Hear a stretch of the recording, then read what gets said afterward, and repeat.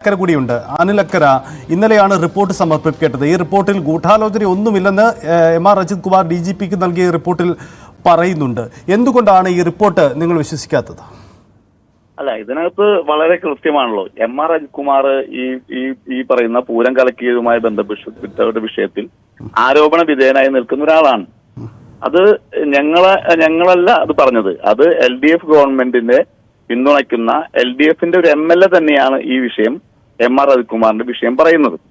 അപ്പോ സ്വാഭാവികമായും ഒരു ഭരിക്കുന്ന മുന്നണിയുടെ MLA ഈ പൂരം കലക്കിയത് ADGP ആണെന്ന് പറയുമ്പോൾ ആ ADGPയെ മാറ്റി നിർത്തി പുതിയൊരു അന്വേഷണം പ്രഖ്യാപിക്കാനുള്ള ഉത്തരവാദിത്വം സംസ്ഥാന ഗവൺമെന്റിനുണ്ട്.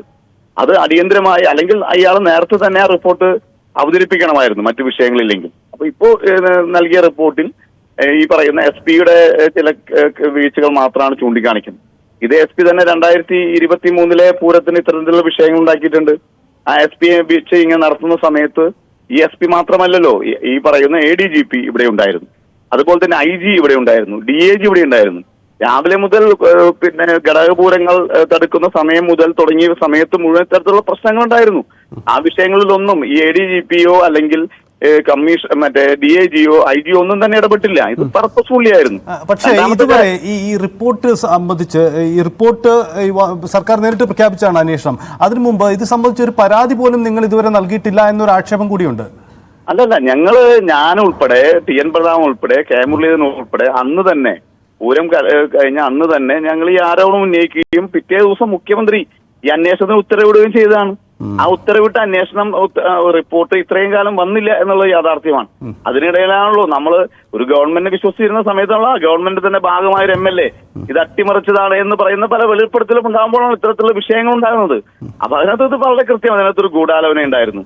ആ ഗൂഢാലോചന എന്തൊക്കെയായിരുന്നു അതിനെ കുറിച്ച് ഒരുപാട് കാര്യങ്ങളുണ്ടല്ലോ. അതിന്റെയൊക്കെ റിസൾട്ട്, അതിന്റെ ബെനിഫിഷ്യറി ആരാണെങ്കിൽ ആൾക്ക് കിട്ടിയിട്ടുണ്ട്. ആരാ ബെനിഫിഷ്യറി? പിണറായി വിജയനാണ് ബെനിഫിഷ്യറി. അദ്ദേഹവുമായി ബന്ധപ്പെട്ട കേസുകൾ ഇല്ലാതായി.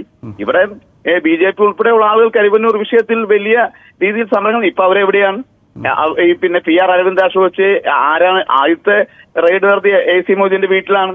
48 ലക്ഷം കണ്ടുകെട്ടിയത് AC മോദിന്റെയാണ്. അദ്ദേഹത്തെ പ്രതിയാക്കാൻ പോലും കഴിഞ്ഞില്ല. അപ്പം ബെനിഫിഷ്യറി ആരാണ്? CPM-ഉം BJP ആണ് അതിന്റെ ബെനിഫിഷ്യറി. അതിന്റെ പ്രൊഡക്റ്റ് ആണ് സുരേഷ് ഗോപി. ഇതാർക്കറിയാത്തത്? അത് സ്വാഭാവികമാണ്. ഇപ്പൊ ആരാണ് ഈ ഒന്നാം പിണറായി സർക്കാരിലെ കൃഷി വകുപ്പ് മന്ത്രിയായിരുന്ന ഒരു മന്ത്രി തന്നെയാണ് പറയുന്നത് ഗൂഢാലോചനയുണ്ട്, ഈ റിപ്പോർട്ട് അംഗീകരിക്കാൻ കഴിയില്ല എന്ന് പറയുമ്പോ ഇതിനകത്ത് ബെനിഫിഷ്യറികൾക്ക് മാത്രമാണ് ഇതിനകത്ത് സംതൃപ്തിയുള്ളത്. രണ്ടാമത് ജയിച്ചു വന്ന സുരേഷ് ഗോപി എന്താണ് പറയുന്നത്? ഈ കമ്മീഷനെ സ്ഥലം മാറ്റേണ്ട കാര്യമില്ല, ആ കമ്മീഷണർക്ക് ഗുഡ് സർട്ടിഫിക്കറ്റ് കൊടുത്ത ആളാണ് സുരേഷ് ഗോപി എന്ന് പറയുന്നത്. അതിനകത്ത് വളരെ ക്ലിയർ അല്ലേ? കോൺസ്പിറസി വളരെ ക്ലിയർ ആണ്. ഇവരാരും അന്വേഷണം തീരില്ല. ജുഡീഷ്യൽ പവറിൽ അന്വേഷണം നടക്കണം. തീർച്ചയായിട്ടും അത് തന്നെയാണ് നിങ്ങളുടെ ആവശ്യം. ജുഡീഷ്യൽ സംവിധാനം മറ്റൊരു അന്വേഷണം നടക്കണം. മുഖ്യമന്ത്രി അതിന് തയ്യാറാകുമെന്ന ചോദ്യം കൂടിയുണ്ട്.